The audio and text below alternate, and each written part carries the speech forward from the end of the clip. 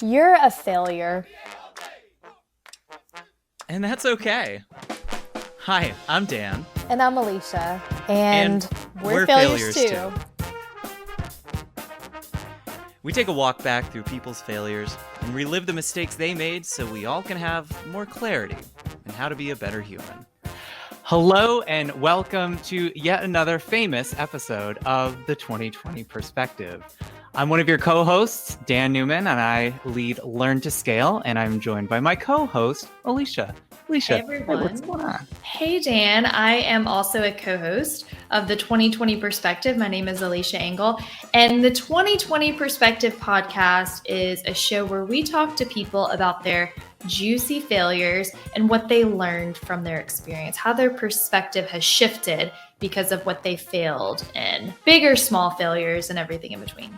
Oh, yeah. We like good failures. But we have some marvelous guests that Alycia and I, when we had first came across this duo, we were like, whew, this is who we're going to be someday. So I can't wait to have that conversation.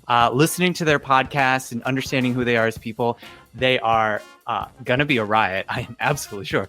But they come from a strong HR and OD background, which is like us, Alycia. Mm-hmm. That's like absolutely. And you know, you don't get to be a seasoned professional without stumbling across a few failures, both in the work that you do and also, you know, just figuring a way through life. So I'm excited to explore some of those conversations. Yeah. And they have a podcast as well where they talk about HR and organizational development, which is like two of the things that we would stay up all night drinking wine talking about theories on. Yeah. So let us welcome to the podcast Bob and Joyce from the Bob and Joyce Talk HR and OD podcast. Welcome. You know, Joyce and I were talking beforehand, and we were saying the same thing about you. We want to be like you when we grow up. I said, well, that's what I was thinking too.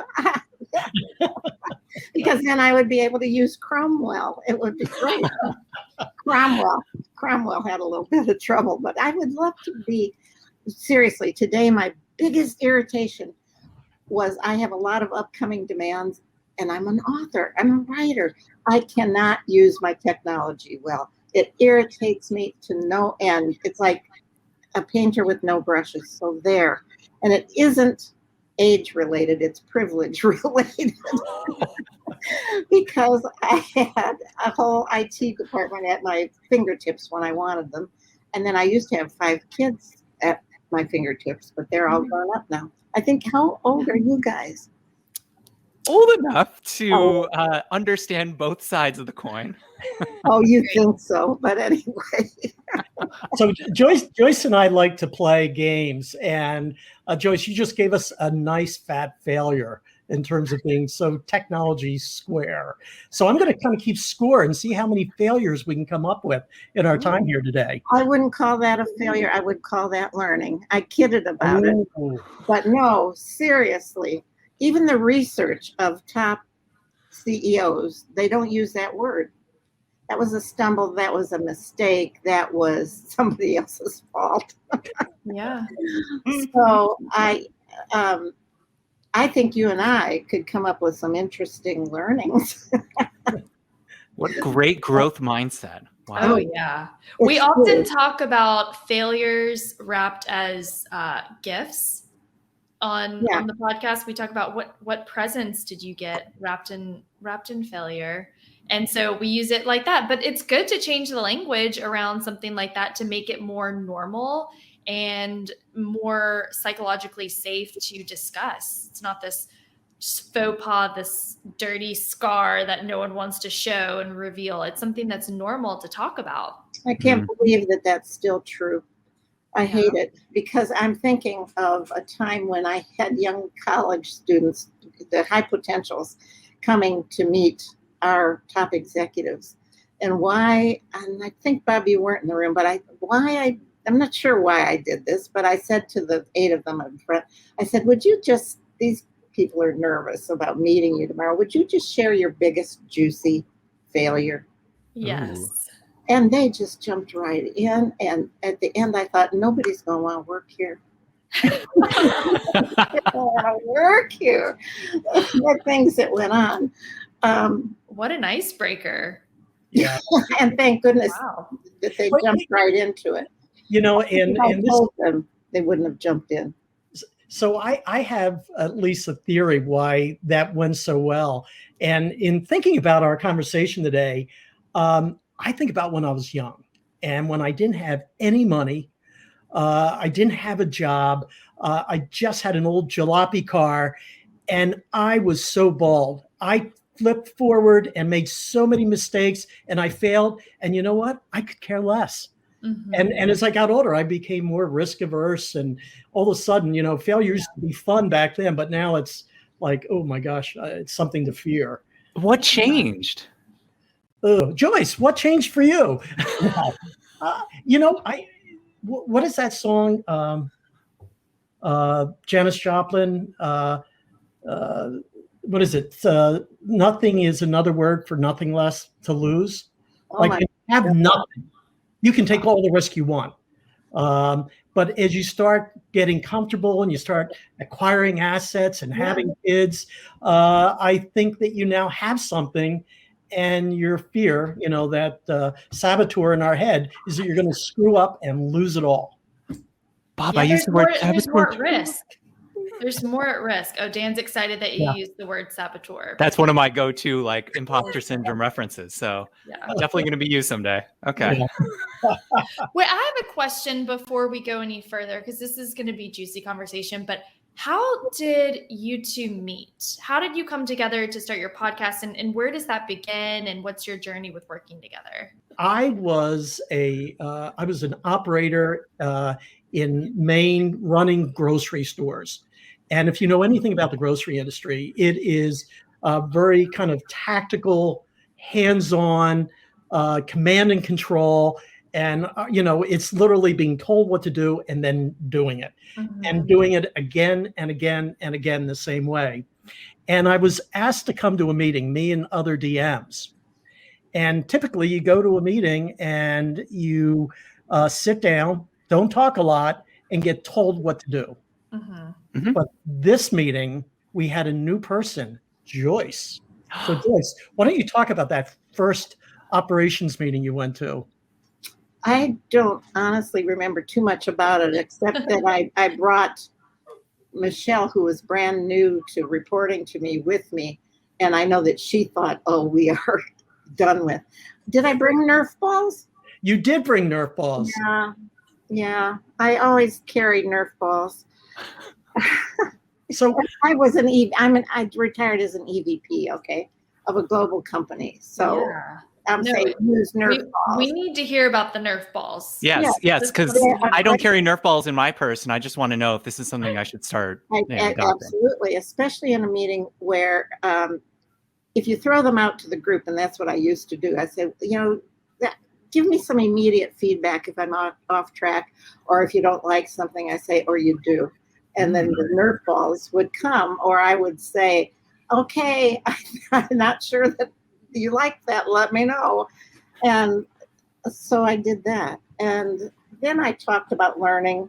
I know I loosened up the atmosphere, but I'm not sure how. And I know that they were all sitting there going, she's going to get killed in this industry. She is so not going to last in this industry. And Bob had these bright eyes, who was connecting with the idea, and I still see where you were sitting. Yeah. And then the only time I got scared was when there was a break.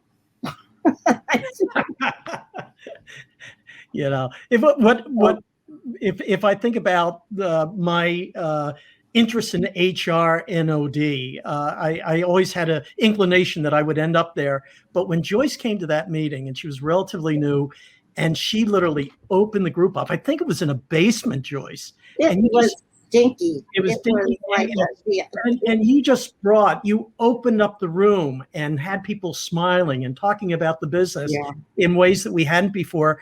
And at that point, I said, that's who I want to be like. I want to be Joyce when I grow up. Yeah. I used Synectics a lot. Are you guys familiar with Synectics? No. Ooh, educated. Familiar with Synectics, baby. It's a great way. It teaches tangential thinking. So it's a great way to put together disparate things and have learning pop out. Ooh. So, for instance, both of you come up with a pair of something like ham and eggs, shoes and socks. Do that. Chocolate chip cookie and milk. Peas and carrots. Really? Okay. Bob, in what way, or let's say Dan, in what way is Alycia like chocolate Cookies and milk. cookies and milk? Well, she is a little crunchy, but when dipped into something that she's passionate about, she becomes soft and mushy in all the right ways. Oh my God. Bob, add one to cookies and milk. Oh, What would I add to it? Bob, I'm asking Bob Oh, okay. without knowing her. yeah, I would add. I've never had a bad ball of ice cream, and with milk, oh, it's even better. And having just met you, Alycia, I think you bring a lightness and a curiosity that's a lot like that ball of ice cream. Well, it was milk, honey. But anyway, Close enough. It's a milk byproduct. cookies Yeah, and milk. The way that I see you as in cookies and milk is you are not turned away by it. You're drawn to it. And you say, this is going to be a treat. This is a nice thing that's happening. Alycia, you're a treat. You're a treat, honey. I I never like call that. people, what persona am I in tonight? Wait, this is the coolest exercise. I love this. So how do you typically use this when you're working with people? Oh, I'm writing things down now.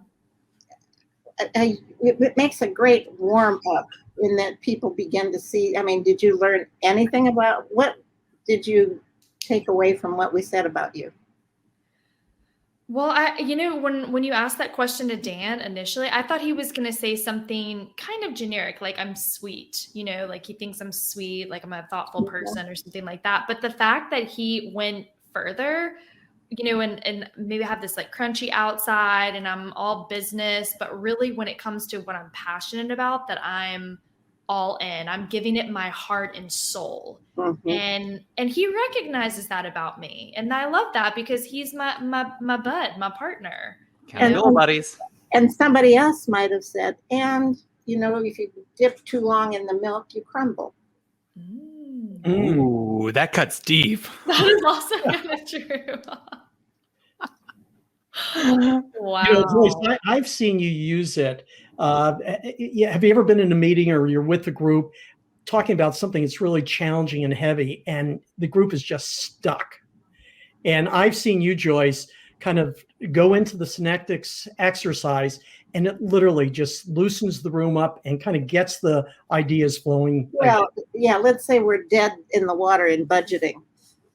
So you might say, let's loosen up with name some pairs, and then so give me a pair, Bob. Oh gosh, ice cream and pretzels.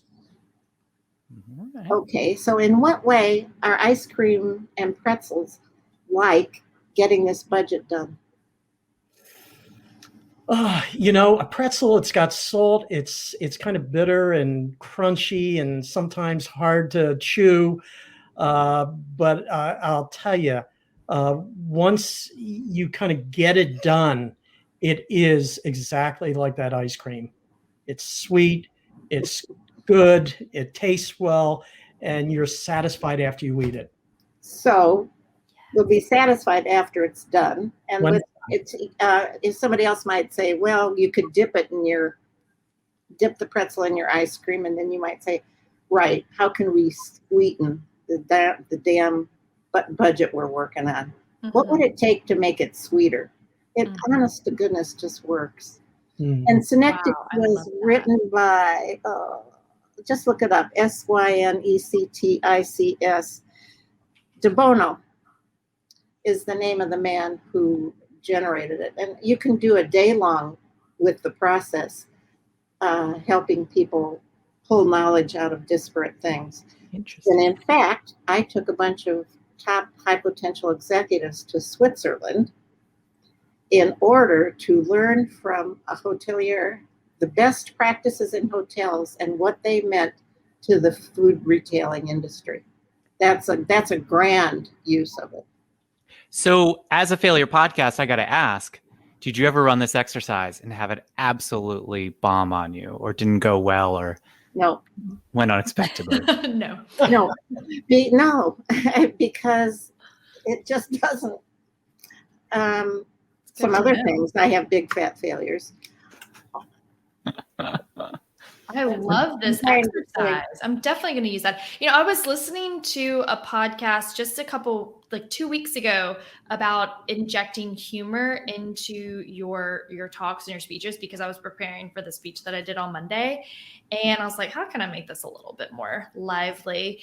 And one of the techniques that the person was saying is to do exactly what you just said, is to take two disparate things and find the connection. And so he said he was giving a talk, and it was maybe like the day after Tiger Woods had ran his car into the tree or something like that.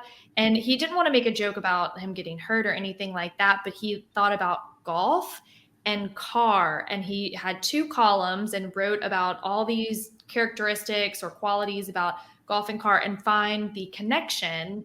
And so the punchline of this joke, and it's like a one-line joke, was that they both drive. There's both a driver, and now I can't even remember what the punchline was. Wow. I know that Tiger Woods just set the world record for shortest drive or something like that, shortest car drive or something. Yeah. Like that. Well, that's essentially a Synectic exercise, and you can do them little or big. The warm-ups were, pretty little.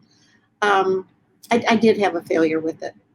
Ooh, okay, let's go into it. Well, you step onto a failure podcast, it's gonna come on. Oh, no. But I still say learning. I'm stubborn about that. Okay. And Tell us about your learnings.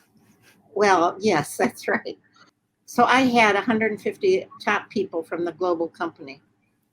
So that's a lot of expensive design. And I brought in IDEO. IDEO, do you know them? They're idea generators, designers.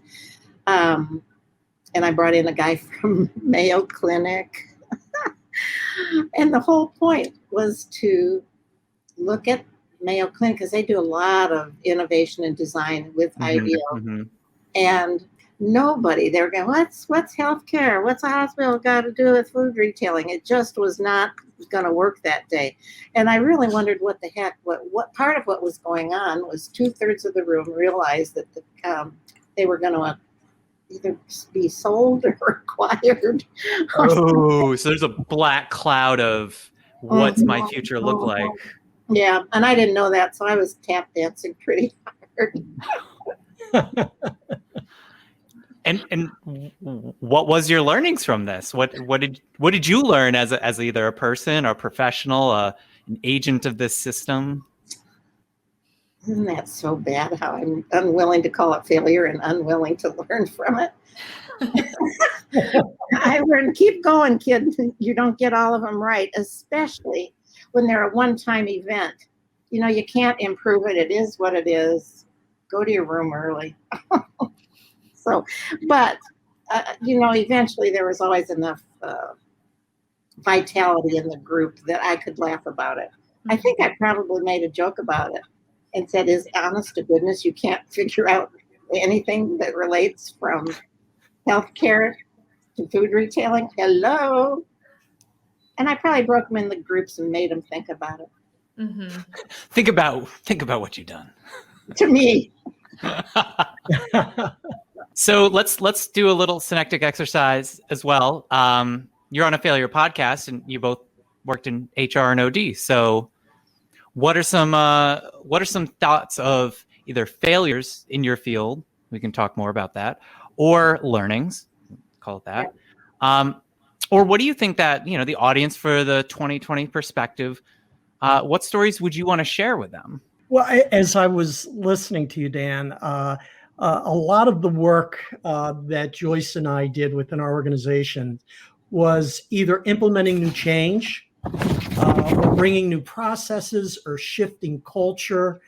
And for anyone that is in the change business, they will tell you that most change falls short of the intended outcome. We're doing this to achieve this, and then they do it and it falls flat on its face. And the one that really came to mind with me is on an acquisition that in my heart of hearts, as hard as we were trying to integrate the company and welcome them, it just ultimately was a train wreck. And we learned a lot. I mean, we learned first, be sure of what you're getting when you purchase a company.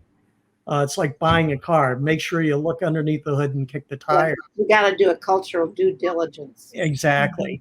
And the biggest failure that I had, because it was pretty early in my career, I was acting in a way that I knew I was bringing them a gift, and that, and the gift was, we have a distribution center, we have all kinds of great technology, we have good people systems. And as much as I was trying to advocate, they just felt like they were being done to and diminished. So not to be heavy, but it's one where, a lot of what we do in HROD, it's the first time, and you often screw up. And that's the case where. But what happened after that? Well, it's interesting you say that. We shifted the mission. We were going into a new territory. We were only in New England, and we were coming to the Southeast. And we thought, we don't know the Southeast. And so we thought if we acquired a company that already had a footprint there and expertise, not only could we learn from them, but we could use their people to therefore be transferred to our stores. Mm-hmm. And that was our plan going in, and they didn't want any part of it. Mm-hmm. They wanted to continue to run their 28 stores. And what we did, to your question, Joyce, is we literally said, how can we leverage their knowledge about the market? So we kind of shifted to what they knew about the customer in the Southeast and the products, and we really leaned into that, and less so having them being kind of the catalyst and engine for our future growth. It was a fat failure. Yeah. Let's dive into your lived experience here. So what was your part in this whole transformation, and how did you feel going through it, or, looking back on it? Oh my goodness. And oh gosh. And I ran global synergy groups and cross-cultural battles between Greece and Indonesia, and who has the better plastic bags, and with the top CEOs. I facilitated conversations with them about expectations and where they were going to bump and where they weren't going to bump. It took a lot of massaging. So I don't know where to place failure during that time. We had brought in 1 million new innovative products, and people were still going, what's this got to do with food retailing? And I had done a pizza making, this is a failure, a pizza making team effort building, which we were going to eat for our cocktail hour, and it poured down rain. So we were were you there, Bob? No. It was one of my most horribly jam-packed, large galvanizing events. People were going, oh, no, we're relaxing. Now we're good. So it rained, and the pizzas were slimy, and it just didn't work. That was a failure, only because I lost my nerve. Interesting. I didn't debrief it enough. That is an interesting twist, because I was about to say the rain, and you had a plan that didn't work out. That, I wouldn't say that was a failure, but the aftermath was what you're saying is the failure. Tell us more about that. For that event, I hadn't been well grounded, because it happened in September, and in August, everybody in Europe disappears.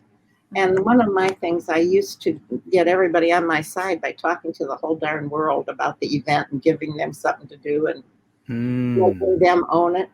And this one I was owning alone. And I froze in the headlights a little, which I don't often do. And my usual intention is to say, what the heck is going on here? Whether it's 500 people or 2, and I didn't do that. And then to get promoted while feeling like a failure. Didn't sit well with me or Pierre Olivier, and it might have been the last big one I did. I don't know. And not that I was eliminated from doing them. I was handing them off to somebody else. Mm-hmm. If you were going to go back to give past you some advice at the moment you needed it most, what advice would you give to past you to make the most of that learning experience? Well, don't go into a 3-day meeting unsteady on your own feet. And also, don't go in without a partner. I didn't have a Bob. I didn't have an Eric Jan. I didn't have a team. I usually had people around me that I said, here's we're going to get together and we'll laugh. And I was alone. And I've had it when I've been alone and I've faced it. But there was something in it, and it might have been inherent, because if I even smell, it's very interesting, and I'm going to get praise, I would go to the bathroom. I don't handle public praise well. Yeah, you just talked about having a partner. It was interesting. Joyce and I were doing a podcast, and I can't remember the topic, but I talked about some of the bold work that we did and some of the risks that we took. And we had some failures along the way. And I said, Joyce, I felt so confident having you there and really feeling the ballast to be able to take those risks and go out there on the skinny branches. And she looked right back at me and said, I thought you were doing that for me. In fact, we were doing it for one another. Yeah. Because I will admit, I came up with the boulder push, and I would sell it. And I would be great on day 1. On day 2, I'd go, why did we do this? Why are we doing that? And you would help me through that, because we did search conferences. Do you know about search conferences? Get your books out for search conferences. What is that? Search conferences, special edition of the 2020 Perspective, deep dive into search conferences. Searching for the future search conferences. So, Bob, what you want us to describe? Well, I'll give you one that I was a part of and that you were leading. Like a lot of HR departments back in the late 80s, early 90s, they were really coming out of the personnel transactional space, a lot of paper. And we were right at the point where we understood that to be able to grow, we need to have a whole different way of doing our work together and a whole different way of looking at systems. And so it was a little bit of intimidating because we all kind of saw that on the horizon. And so Joyce said, let's get the entire HR department together. Which you think about doing that, it's like, okay, we're going to take 300 people, tell them not to do anything today, but come into this room. And Joyce led a conversation that we didn't know it was a search conference at the time. But why don't you share what you did? So that's kind of the context. So essentially, a search conference is about, you start in an afternoon, and then you do a day long, and then you do another half a day. And there's a fancy word for that, and I don't remember what it is, but it allows people just enough time to think and gel for the end. And you start with this, saying to everybody, what's going on in the world that's novel and unique? And you plaster that up on the walls. And right away, you've got some commonality, whether it's a black-white racial tension in the room or whatever it might be, you begin to develop commonality. And I had people, I worked the 4 walls of the room. So one wall was all about what's going on in the world. We had big worlds drawn on it. And then you say, now, if we were to do nothing different at all, what will come? And if we were to do something very, very differently, how could it be? And then I had people break up into, I had 2/3 hopeful and 1/3 not. And they had to picture the future in some way, visually or singing a song or writing a newspaper, but not just reporting out in front of flip charts, which was phenomenal, actually, what came out of that. Oh, I know. And then there's another part of it where you put a timeline up on the wall and ask what's gone on in these years. What's been a point of pride? What's been a point of shame? Who's been an important person? What's a big event that happened? And it's a great way also to bring a group into the same context. So you do that as well. And then you take that whole mishmash, divide people up in various groups for the next day and a half to make what would you have to do to make those good visions that you created come true. And then you do a year-long, what has to happen in a 9-month and a 6-month and a 3-month. Interesting. It sounds like visioneering to some extent. It could be what they call something like that now, but it was, it was hard work. Yeah, I don't know if it was intended. I think you really laid out kind of the process. Everyone left that meeting, and then for the next year, as planning took place and as things started to come together, they all felt like they had a say and a role in where we were going. And I thought that was pretty powerful. I think we did a lot of large group interventions. Yeah. They were part of the visioning, so they had some buy-in, and therefore they're feeling connected to whatever the work is that you're doing to execute on that vision. Absolutely. And you didn't do it like, oh, let's treat our cute little employees seriously. Oh, there's so much of that. How do we make our associates feel this? How do we, don't get me going. I have a very egalitarian point of view.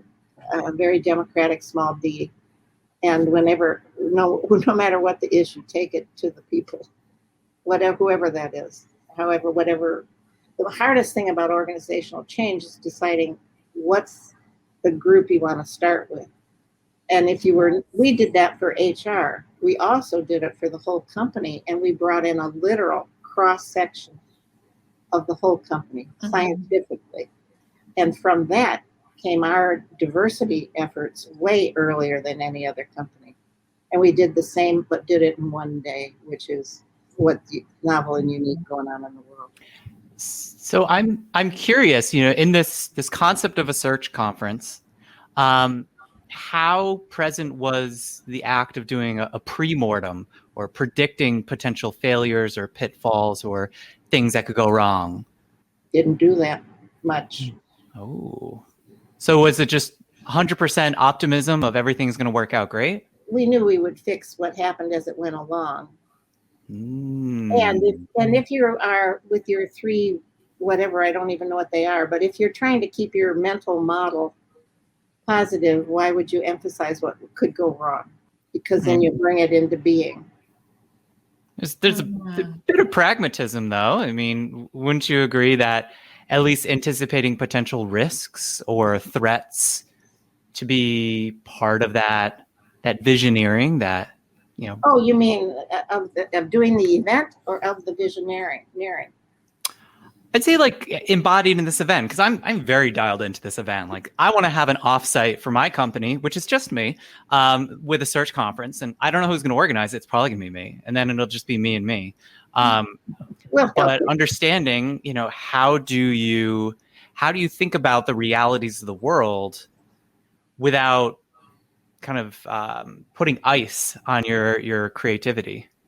Well, I was going to say it almost sounds like doing kind of a SWOT analysis, looking at the world today, where are the opportunities, where are the threats, where are we strong?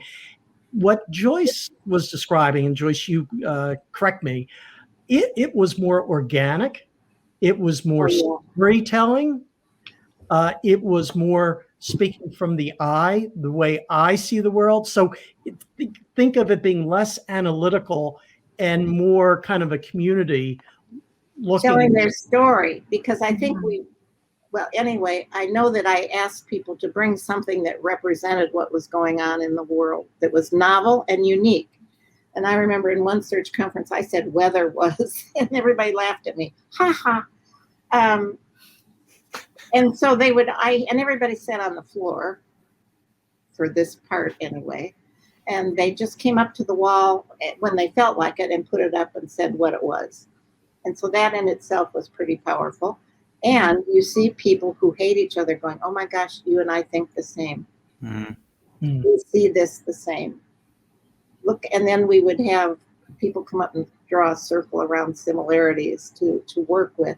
And then they had to go off and do what's the world going to look like. We have to imagine the bad and make it vital enough to have enough boost in it to get the energy for the change. Well, that's what's been going on with climate change, and it hasn't done the right way. There should be search conferences all over the place about climate change. I love that. I mean, essentially it's a gap analysis with a story, like an image of the journey of where you are and where you're trying to go. And how do you get there? I'm big on play, but when people brought in their artifacts, like the HR, remember Mo brought in some old posting that sort of essentially said women don't apply. Yeah, it was the old Samson's handbook. You shall be paid less. Yeah, so people were about So, and all those artifacts were up on the wall, and everybody presented it with their own voice. And in the room, remember, we had the CEO, we had all the top people in the room as well. One thing that I think is important to reinforce is your point about egalitarian and small d democracy. It wasn't just the director group or the leadership team. Whether it was the entire organization, we had a vertical slice. So we had baggers and department managers in a store and truck drivers, that whole sense that everyone plays. And in that room, everyone's voice is valid. So you heard the old expression, leave your hat at the door in terms of your title. That clearly was in play in everyone we did, Joyce. Let's do one of our upcoming podcasts on such experiences. I wanted to ask okay. Tell us how your podcast came into being. I'm an OD junkie. I just think about it. I read about it. I think about how our systems are shifting now. And, I can picture the walls in the organizations aren't there anymore. So how do you create the coherence? Pretend all organizations have no walls. How do you get things done? So I called Bob and said, you know what? I think we should do a podcast. Is that how it happened? That's exactly how it happened. And you talk about serendipity. I was at a point, we're halfway through the pandemic. I'm having some spare time in terms of not traveling. And I was like, yes, and yes. Because I think part of the magic is Joyce is an OD wonk and probably one of the most seasoned, experienced OD professional I've ever met or worked with. My background is more HR and operations. And a lot of our conversations talk about the intersections between HR and OD and the power of that alignment. And so it's I think, a unique opportunity to be able to share with HROD practitioners from our experience. And we talk about our wins, but we also talk about, our flubs and hacks. If this helps anybody become a better leader or see how you can put things together differently, I have to do something. And I'd written an article for the newspaper here that talked about, what a green site is in organizational development, where you go in and design and start fresh. I related that to our forefathers and the experiment. Our country is a big organizational development experiment. We thought, why don't we try this and refine it this way? And I love that experiment. And that's why I picked up the phone and called you. I'm very serious about that need. And I've written a book, which may be called Dumb at the Top, Blind Spots of Power. Nice. Yeah. So, and we forget to say that often enough.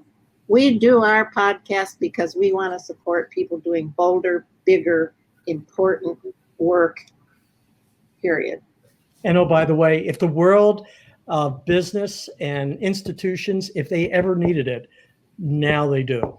I can't think of an institution, a company, a family structure that doesn't need to be reimagined with our world today. And who's going to do it? The four of us, HR, OD professionals. From the 2020 perspective. I really, really, really mean that from the bottom of my toes. So bless your work. And you too. Thanks to No BS Brass Band for the bangin' show music. Check them out at nobsbrass.com. And if you want to join any of our live shows, follow us on Facebook at the 2020 Perspective. That's 20/20 Perspective. As always, make sure to subscribe on your favorite podcast player so you can get the latest failures delivered right to your ears.